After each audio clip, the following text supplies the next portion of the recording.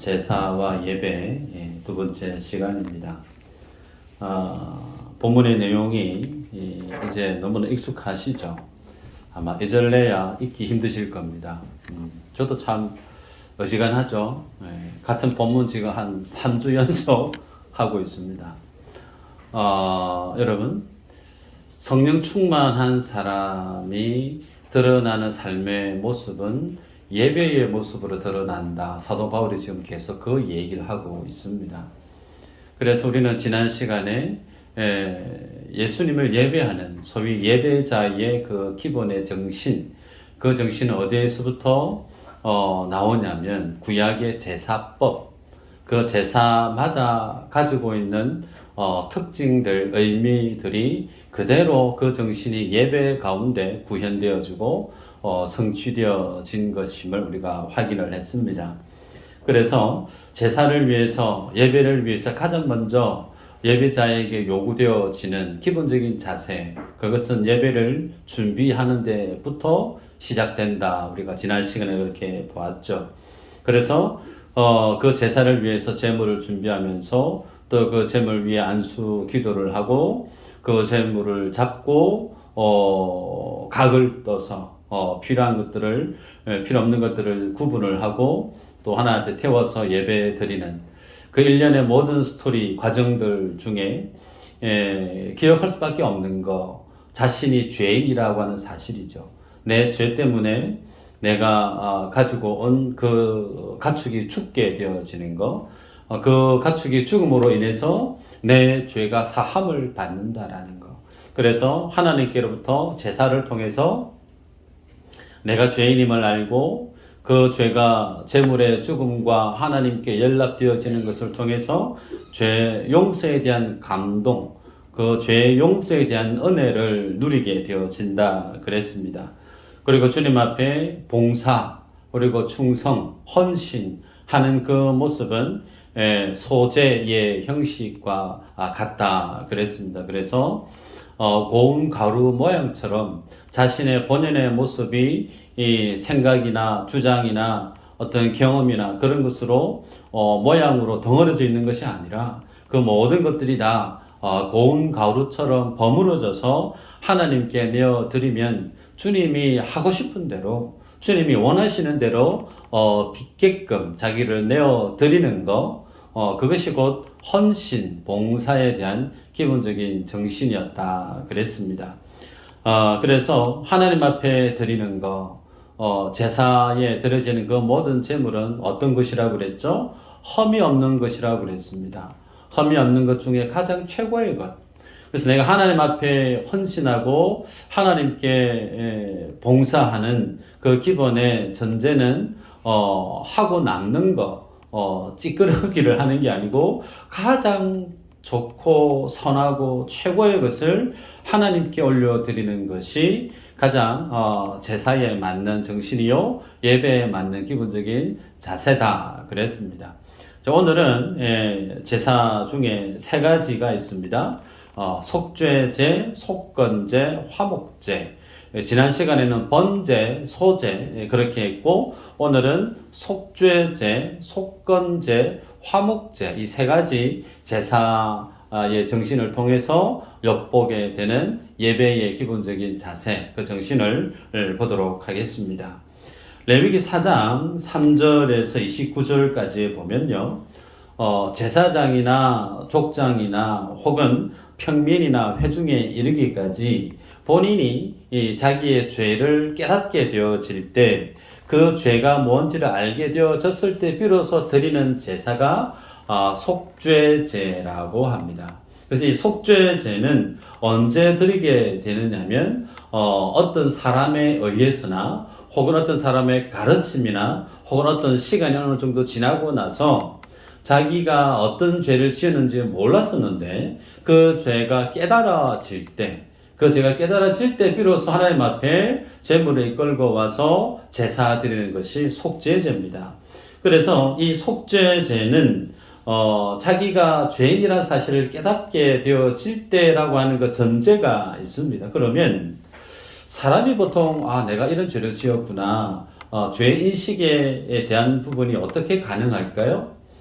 하나님의 말씀을 들을 때 비로소 알게 되죠. 하나님의 율법의 말씀을 몰랐었는데 하나님 앞에 예배하는 것에 대해서, 이웃에 대해서, 하나님의 제사하는 것에 대해서 모든 시민법, 도덕법, 제사법, 정결 규례법, 일련의 모든 성도의 삶의 규범을 율법으로 하나님이 규정해 놓으셨는데 그 말씀에 대해서 몰랐을 때는 죄가 뭔지는 몰라요. 근데 말씀을 알고 하나씩 알아가면 알아갈수록 내가 잘못했구나, 내가 죄를 범하고 살았구나, 비로소 자신이 죄인임을 알게 되죠. 그래서 그렇게 죄인임을 알게 되어지면 속죄제를 드리는데 속죄제를 드리는 모양도 같습니다. 본인이 데리고 왔던 가축에 손을 얹고 안수기도를 하죠. 물론 그 속죄제에 해당되어지는 그 제물도 흠이 없어야 됩니다. 그래야만이 내 죄가 그 제물에게 안수기도를 통해서 정가되어지죠. 그래서 정가되어질 때 흠 없는 그 모습이 누구에게요? 제사하는 당사자에게 전이 되어집니다. 그래서 바뀌어지는 거예요. 그런 어떤 죄가 정가되어져서 그 죄를 주님이 받으시죠. 어떻게 해요? 그 제물을 죽여서 각을 떠서 구분된 고기를 하나님 앞에 태워서 올려드리는 제사가 속죄제입니다. 그러기에 여러분 하나님께 대해서 내가 뭔가를 잘못했다라고 하면 그 잘못한 부분에 대해서 회복해가는 과정이 단순히 내 마음에 내가 죄 지었지, 맞아, 내가 죄인이야 라고 하는 자기 인식에서 멈추는 것이 아닙니다. 성경이 말씀하고 있는 죄 문제를 처리하는 과정은 자기가 죄인이란 사실을 인식함과 동시에 예배의 공적인 이 제사 가운데 나오는 거예요. 제물을 끌고 와서 자기의 죄를 그 제물에 안수기도를 하고 공적인 대제사장과 비롯한 많은 레위인들 앞에서 자신의 죄를 그렇게 드러내는 겁니다. 그 과정이 반드시 있어야 된다는 거예요. 하나님 앞에 우리가 믿음의 삶을 살아갈 때 단순히 입술의 고백만으로 생각만으로 내 죄 문제를 나 회개했다. 회개는 그것이 아니죠. 회개는 하나님 앞에 죄에 대한 분명한 회개는 유턴입니다. 삶의 자세를 바꾸고 삶의 습관을 바꾸고 삶의 내용이 바뀌어지는 것이 회개입니다. 단순히 교회 와서 내가 이런 죄를 지었고 주님 용서해 주세요 기도하고 교회 문 열고 나가면 내가 회개 다 했다. 그거 아닙니다. 그건 회개 기도를 한 거지 회개를 한 게 아니에요. 회개는 그 모든 죄의 영향력에서 100% 돌아서는 겁니다. 그래서 회개의 열매를 맺지 아니하면 어떻게 한다고요? 하나님이 어떻게 한다고 그랬어요? 도끼마다 나무 밑에 도끼가 놓여져 있고 회개 열매를 맺지 아니하면 하나님이 찍어서 버린다고 그랬습니다. 그 정도로 주님은 우리에게 죄 문제에 대해서 강조하십니다. 자, 두 번째 제사가 뭐냐면 속건제라고 하는 제사입니다. 많은 분들이 이 속죄제하고 속건제하고 좀 헷갈려 할 수 있습니다. 정리를 해 드립니다. 속죄제는 어떤 죄가 발생이 했고 그 발생된 죄가 이미 상황이 종료되어진 겁니다. 그리고 그 죄는 하나님께 대한 죄, 하나님과 나와의 관계에 대해서 일어났던 죄에 대한 종결된 시점에서 드려지는 제사가 속죄제입니다. 그럼 속건제는 어떤 죄냐? 하나님과 혹은 사람과 나와 하나님과의 관계 그리고 나와 다른 성도 간의 관계 속에서 잘못된 죄의 모습이 드러날 때 그리고 그 잘못된 모습이 드러났는데 그것을 변개할 그것을 보상할 그 결과를 달리할 수 있는 여지가 남아있을 때 그때 드리는 제사가 속건제입니다. 그래서 레위기 5장의 14절에서 16절 말씀을 보면 PPT가 있어서 제가 읽어드립니다. 여호와께서 모세에게 말씀하여 이르시되 누구든지 여호와의 성물에 대하여 부지 중에 범죄하였으면 여호와께 속건제를 드리되 네가 지정한 가치를 따라 성소의 세겔로 몇 세겔 은에 상당한 흠없는 순양을 양떼 중에서 끌어다가 속건제로 드려서 성물에 대한 잘못을 보상하되 그것의 5분의 1을 더하여 제사장에게 줄 것이요 제사장은 그 속건제의 순양으로 그를 위하여 속죄한즉 그가 사함을 받으리라. 하나님께 대해서 내가 뭔가를 잘못한 내용이 있다는 거예요. 그때는 그 하나님께 드려져야 될 것에 대해서 5분의 1을 더해서 하나님 앞에 제사를 드리는 것이 하나님께 대한 속건제에 대한 내용이죠. 그러면 사람에 대해서 내가 어떤 도덕적으로 혹은 금전적으로 생활 가운데 잘못한 일이 있다. 사람에 대한 성격이 있을 때 그 속건제는 어떻게 해결하는가? 레위기 6장 2절부터 7절까지입니다. 누구든지 여호와께 신실하지 못하여 범죄하되 곧 이웃이 맡긴 물건이나 전당물을 속이거나 도둑질하거나 착취하고도 사실을 부인하거나 남의 이런 물건을 줍고도 사실을 부인하여 거짓 맹세하는 등 사람이 이 모든 일 중에 하나라도 행하여 범죄하면 이는 죄를 범하였고 죄가 있는 자니 그 훔친 것이나 착취한 것이나 맡은 것이나 이런 물건을 주운 것이나 그 거짓 맹세한 모든 물건을 돌려보내되 곧 그 본래 물건에 5분의 1을 더하여 돌려보낼 것이니 그 죄가 드러나는 날에 그 임자에게 줄 것이요 그는 또 그 속건 재물을 여호와께 가져갈지니 곧 네가 지정한 가치대로 양떼 중 험없는 순양을 속건 재물을 위하여 제사장에게를 끌고 갈 것이요 제사장은 여호와 앞에서 그를 위하여 속죄한즉 그는 무슨 허물이든지 사함을 받으리라 그랬습니다. 내용이 좀 길지만 쉽게 얘기하면 사람과 사람 간의 어떤 잘못된 책임을 져야 될 만한 일이 있을 때 그 일에 대해서 5분의 1을 더해서 그 부분을 속건제로 하나님 앞에 드려야 된다라는 겁니다. 2007년도에 미량이라고 하는 영화가 있었습니다. 배우 전도연 씨가 주인공으로 나와서 들여졌던 만들었던 영화인데 남편이 죽고 이제 하나 남은 아들이 유괴범에게 납치를 당하고 결국은 그 아이도 죽습니다.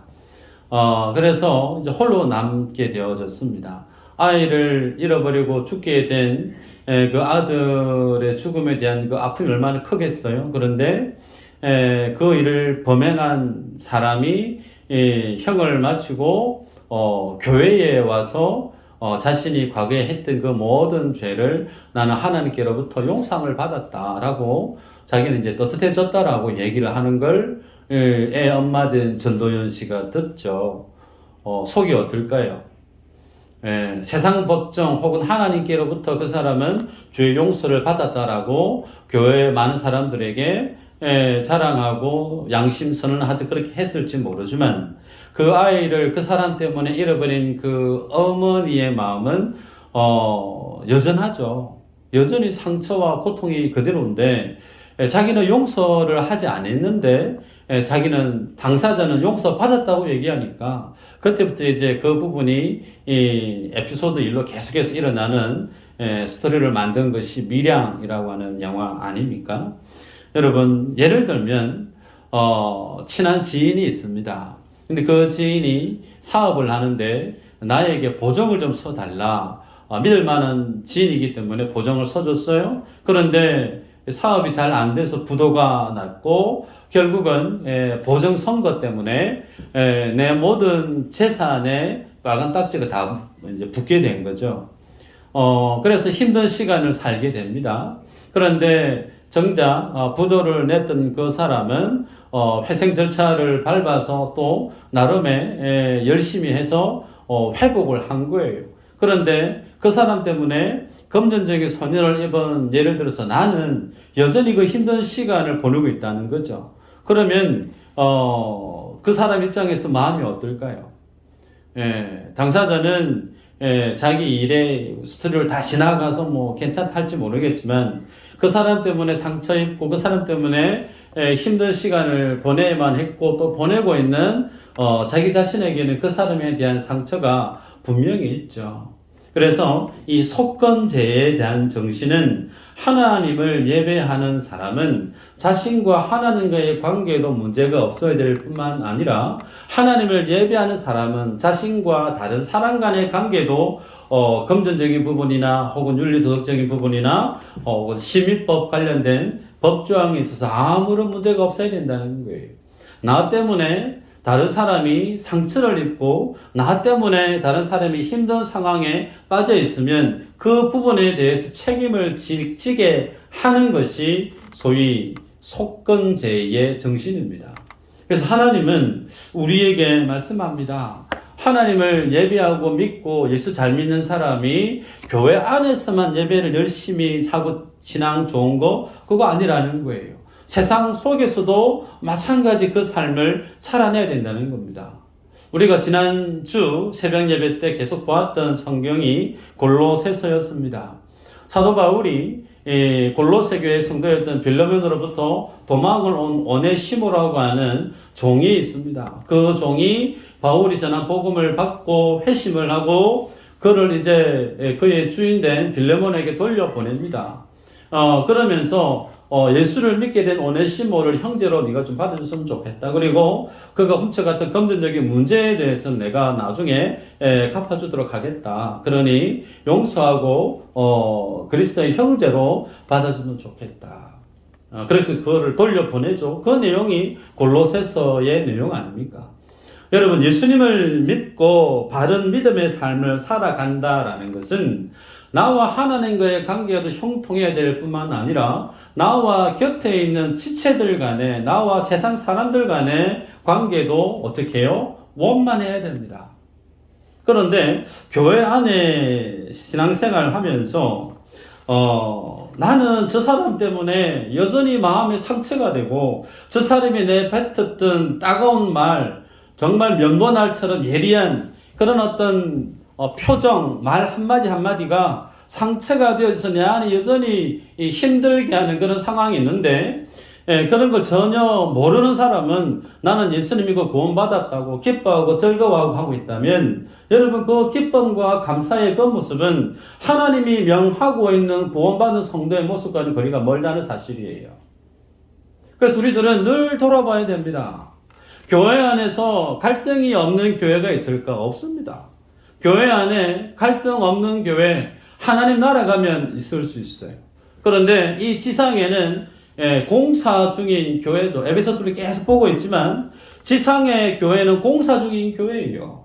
그렇기 때문에 생각이 다르고 방식이 다르고 가치관이 다르기 때문에 의견차 분명히 있습니다. 그리고 의견차를 뛰어넘어서 갈등이 있고 감정의 골이 깊어질 수가 있어요. 여러분들 한 번쯤은 경험해 보셨으리라 생각이 듭니다. 그런데 그때 어떻게 그걸 해결해야 되죠? 그냥 꾹 참아야 되나요? 당한 사람은 참을 수 있습니다. 그런데 그 일을 행한 당사자는 돌아봐야 된다는 거예요. 내가 했던 말 때문에, 내가 했던 행동 때문에 다른 성도의, 다른 지체의 마음이 멍들어 있고 피가 삐쳐나오고 있고 회복하지 못하고 있는 그 모습이 보이면 여지없이 주님 앞에 기도하고 그 부분에 대해서 풀으라는 겁니다. 여러분, 예수님이 마태복음 5장 23절에서 26절에 이렇게 얘기하죠. 한번 읽어볼까요? 시작.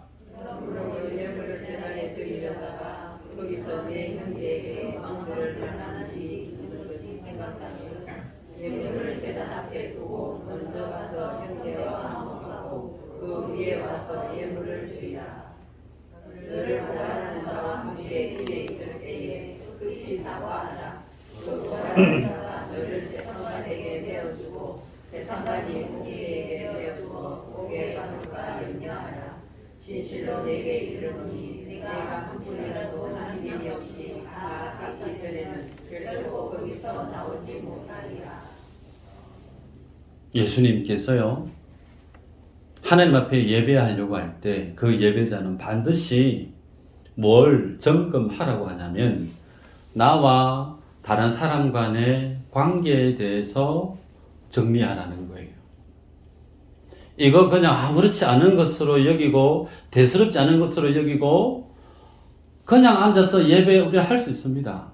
그런데 구약의 속건제의 정신에서 비춰보면 내가 아무리 정성들의 예배를 해도 그 예배는 주님이 받으실 수 없는 예배라고 하는 사실이 성경이 우리에게 주는 메시지예요. 예수님도 이 속건제의 정신을 빗대어서 이렇게 말씀하고 계십니다. 때문에 제가 여러분에게 정말 부탁드립니다. 성도 간에 생각이 다를 수 있어요. 갈등이 있을 수 있습니다.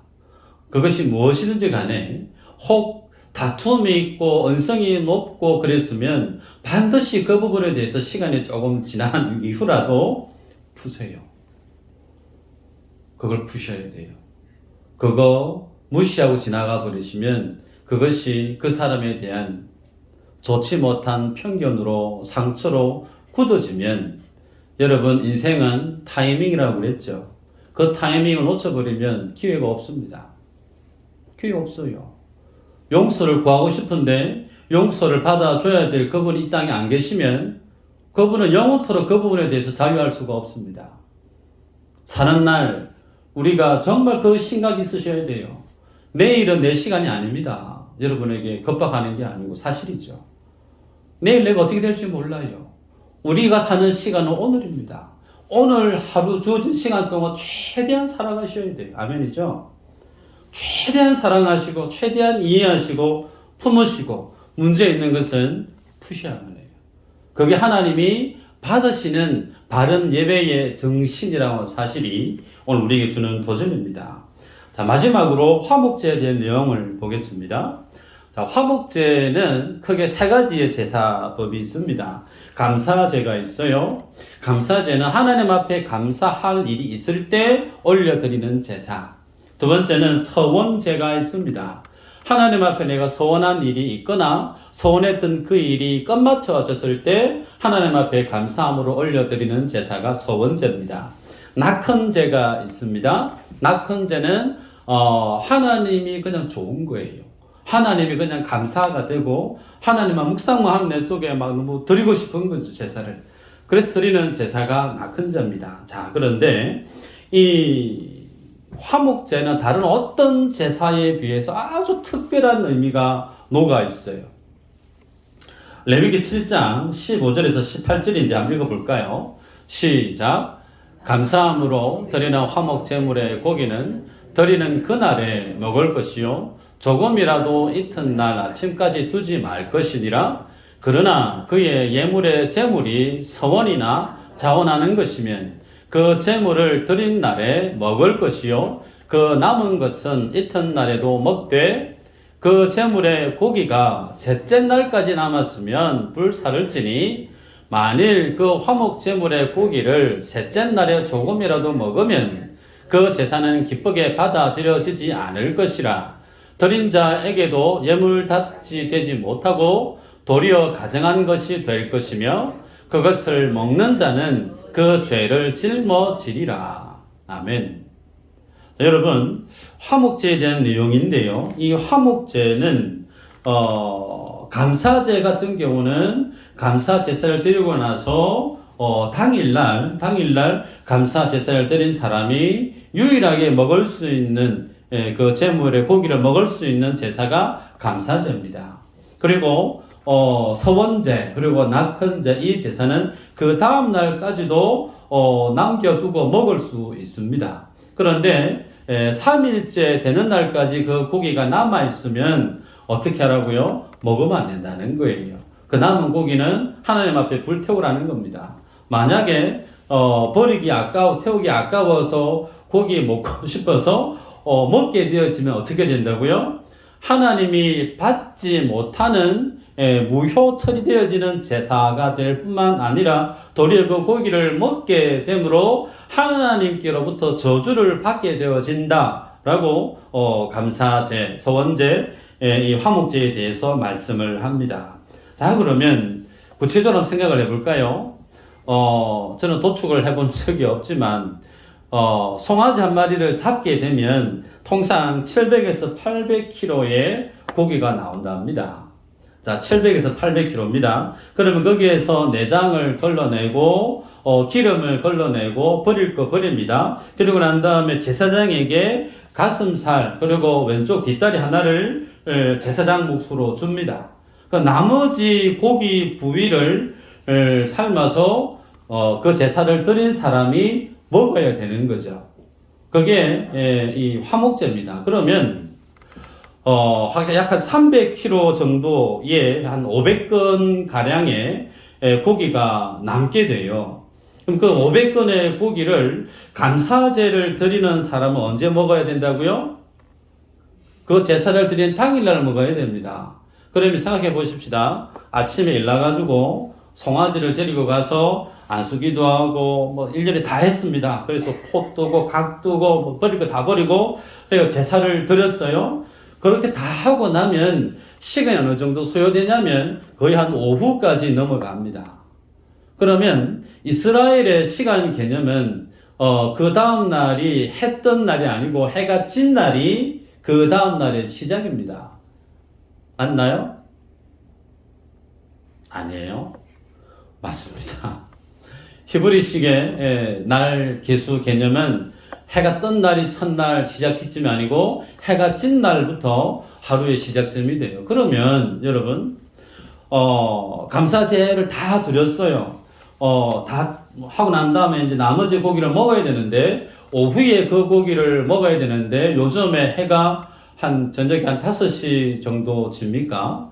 그러면 고기를 먹어야 될 시간이 많으면 한 3시간 혹은 2시간 안에 그 고기를 다 먹어야 돼요. 500건의 고기를 500개는 어느 정도 감도 안 오는데요. 그걸 혼자서 다 먹을 수 있습니까? 다 못 먹죠. 너무 많으니까. 그럼 어떻게 할까요? 친한 사람 부릅니다. 집안 식구들 부르고 친한 사람 다 부릅니다. 불러서 친구도 부르고 해서 그 남은 고기를 나눠서 먹어도 돼요. 그런데 친구를 불렀는데 그 친구도 하필 그날 감사제를 그 친구도 드렸다 생각해 보십시다. 그 남은 고기를 어떻게 처리해야 될까요? 그 고기를 그날 처리하지 못하면 저주를 받습니다. 그러면 그 남은 고기를 처리하려고 하면 부지기수 할 수 없이 껄끄러웠던 사람, 별로 안 보고 싶었던 사람, 하여튼 아는 사람 전부 다 부를 수밖에 없어요. 다 불러서 이 고기 좀 먹어주세요. 이 고기 좀 드릴 테니까 제발 좀 먹어주세요. 해지기 전까지입니다. 다 잘라서 집집마다 찾아다니면서 고기를 나눠드려야 되는 거예요. 이게 무슨 제사라고요? 화목제입니다. 내가 하나님께로부터 복을 받고 하나님의 은혜를 누리기 위해서는 전제가 뭐라는 거죠? 내 속에 어떤 사람과도 평화해야 된다는 거예요. 모든 사람과 내 마음에 감정의 골이 있어서는 안 된다는 겁니다. 감정의 골이 있든 없든지 간에 그 사람을 품으라는 거예요. 그것이 화목제 안에 담겨있는 하나님이 예배하는 성도들에게 갖는 하나님의 명령입니다. 그거 하지 않으면 어떻게 된다고요? 화목제 무효 처리될 뿐만 아니라 도리어 네가 저주받는다라고 성경이 우리에게 말씀합니다. 로마서 12장 19절 21절 제가 읽어드리면요. 내 사랑하는 자들아 너희가 친히 원수를 갚지 말고 하나님의 진노하심에 맡기라. 기록되었으되 원수 갚는 것이 내게 있으니 내가 갚으리라고 주께서 말씀하시니라. 네 원수가 줄이거든 먹이고 목마르거든 마시게 하라. 그리함으로 네가 숯불을 그 머리에 쌓아 놓으리라. 악에게 지지 말고 손으로 악을 이기라. 성경은요 초지일관입니다. 일관성되게 원수에 대해서 사랑할 것을 말씀합니다. 원수가 줄이고 목마릅니다. 속으로 박수치고 잘됐다. 그럴 줄 알았다. 그러면 안 된다는 거예요. 속상했던 사람, 마음에 안 들던 사람이 정말 난처한 일을 당하고 힘든 일을 당했을 때 그의 필요에 가장 민감하게 달려가서 그의 필요를 채워줄 것을 하나님 우리에게 말씀합니다. 예수님도 마태복음 5장에 43절, 45절에 한번 읽어볼까요? 네, 시작. 내 이웃을 사랑하고 내 원수를 미워하라 하였던 것을 너희가 들었으나 나는 너희에게 이르노니 너희 원수를 사랑하며 너희를 박해하는 자를 위하여 기도하라.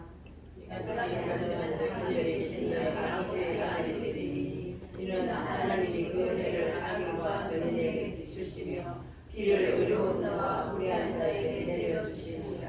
아멘. 여러분, 하나님은요, 자신의 피로 값주고 산 예배자들이 하나님 앞에 나올 때 어느 누구와도 그 마음에 껄끄러움이 없기를 원하십니다.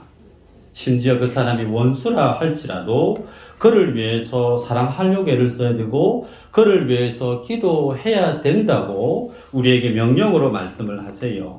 자, 여기에서 이제 본질적인 예배의 정신이 드러납니다. 여러분, 우리는 교회 안에서 생각이 다른 분이 있을 수 있어요. 혹은 직장 안에서도 마찬가지고 혹은 집안 형제들 사이도 마찬가지일 수 있습니다. 그런데 그 갈등이 있고 마음이 불편하고 과거의 그 어떤 감정의 골 때문에 여전히 껄끄러운데 성경은 그럼에도 불구하고 네 원수 사랑이래. 그를 위해서 축복하고 기도해줘야 된다고 누누이 얘기하는데 여러분 이 말씀 앞에 서면 여러분이 아무렇지 않게 그 말씀 그대로 순종할 수 있는 훌륭한 분이 과연 몇 분이나 계실까? 저도 잘 안 돼요. 근데 그걸 주님이 명하고 계시다는 사실이에요. 이게 뭘까요? 예배는 뭐 하는 것이냐면 죽으라는 겁니다. 예배는 네 자존심 꺾으라는 거예요. 예배는 자기 부인이 철저하게 전제되어져 있는, 그래서 자기 자신을 죽여서 하나님 앞에 나는 내 힘으로 아무것도 할 수 없는 존재입니다라는 사실을 하나님 앞에 들고 나와서 고백하는 시간이 예배라는 거예요. 그것이 나와 하나님과의 관계 속에서도 물론 분명히 있고 나와 사랑하는 또 사랑해야 될 성도 간의 지체 간의 속에서도 그 부분이 있다는 거예요. 근데 그걸 들고 아무렇지 않은 것처럼 살아서는 안 되고요. 그것을 들고 주님 앞에 나오게 되어지면 비로소 뭘 깨닫게 됩니까? 내 수준이 이거밖에 안 되는구나. 내가 목사지만 참 사랑하기 힘든, 사랑도 없는 접시물보다 얕은 믿음의 수준이구나. 내 믿음의 수준을 보게 돼요. 내 인격의 수준을 보게 돼요. 그럼 그 사람은 어떻게 합니까? 아버지 앞에 무릎 꿇을 수밖에 없어요. 십자가 앞에 주님 내가 이 정도밖에 안 되네요. 사랑할 수 있도록 그 감정을 툭툭툭 털어버리고 비록 그 사람이라 할지라도 사랑할 수 있는 마음을 주님 내게 주세요라고 기도하게 되어지는 자기 부인의 자리가 예배의 자리라는 사실이죠. 그걸 주님 우리에게 매번 예수 아니면, 예수 은혜 아니면 살 수 없는 내 믿음의 수준을, 죄인된 본연의 모습을 보라는 거예요. 그거 보는 사람은 원수까지도 위해서 기도할 수 있는 그 능력이 내게는 없지만 하나님은 그 은혜를 주신다는 겁니다. 말씀을 맺습니다. 여러분, 한 해 마지막을 우리가 이제 보내는데요. 새벽 예배 때도 그런 말씀을 드렸지만 싫든 좋든 12월 달력을 찍고 나면 우리는 똑같이 한 살을 더 먹게 됩니다. 좀 만류하고 싶은 마음이 크겠지만 한 살 더 먹게 되어지면 한 살만큼 자라나야겠죠. 하나님께 대한 내 믿음의 수준이, 형제와 지체와 다른 사람에 대한 내 마음의 여유가 한 살만큼 더 성숙해져 가야 될 겁니다. 그래서 하나님 앞에서 내 믿음의 모습을 면밀히 돌아보십시다. 정리하면 하나님이 받으시는 예배, 나는 준비를 잘 하고 살아가고 있는가?